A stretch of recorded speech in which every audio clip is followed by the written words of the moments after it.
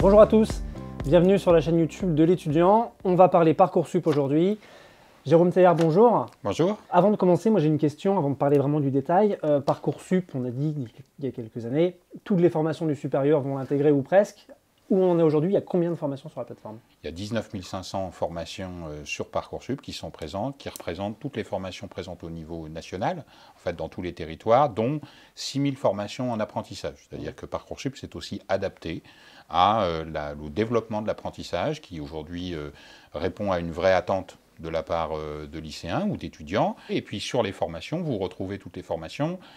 Sciences Po Paris est sur Parcoursup, les formations infirmières, des formations paramédicales, les nouveaux buts qui se sont installés depuis l'an dernier, l'ensemble des licences bien sûr. Et je rajoute peut-être, parce que c'est utile déjà pour aujourd'hui, la carte de formation de l'année 21, elle reste disponible. Et vous pouvez la consulter encore aujourd'hui. On la mettra à jour à la fin du mois de décembre, de manière à préparer la saison 2022, mais déjà aujourd'hui, avec ses collègues, avec ses copains, avec sa famille, on peut déjà aller regarder, parce qu'il y a des choses qui font pérenne sur Parcoursup et qui peuvent vous intéresser. Je pense qu'il ne faut rater aucune occasion de se renseigner. Parcoursup se passe en plusieurs phases. En ce moment, vous l'avez dit, c'est une phase plutôt informative, où il y a juste un accès au site qui donne beaucoup d'informations, mais on ne peut rien faire d'autre que consulter les fiches.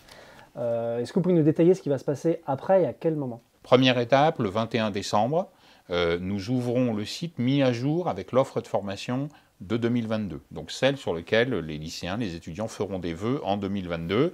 Cette étape, elle est importante pour nous de le faire avant Noël parce que c'est aussi un temps où on se retrouve en famille, donc c'est aussi un temps d'échange. On a déjà eu, quand on est lycéen, son premier conseil de classe, on a commencé à se projeter, et en tout cas, puis il faut commencer à travailler un petit peu son projet.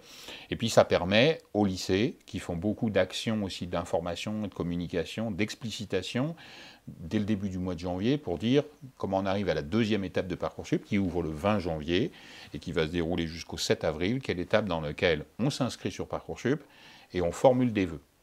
Il y a une règle toute simple, c'est jusqu'à 10 vœux. Donc voilà, c'est facile à retenir. Et cette période-là d'observation, elle est aussi une période active, parce qu'on doit faire des choix sur les formations qui vous intéressent. Là aussi, c'est une période marquée par beaucoup de salons pour se renseigner. Une fois que j'ai passé le 7 avril, où j'ai confirmé l'ensemble des vœux qui m'intéressaient, il y a une période dans laquelle on vous laisse tranquille. Ce sont les formations qui font l'examen des candidatures. Elles vont faire ce travail-là pendant le mois d'avril, le mois de mai. Et puis, étape importante, à compter du 2 juin, et entre le 2 juin et le 15 juillet, il y a ce qu'on appelle la phase principale de Parcoursup, qui est la phase d'admission. Et je dirais tout simplement, pour la résumer, c'est le moment où on reçoit les réponses de la part des formations sur l'ensemble des vœux qu'on a formulés. Et ensuite, se déroule une phase d'échange. Je reçois des propositions, je choisis.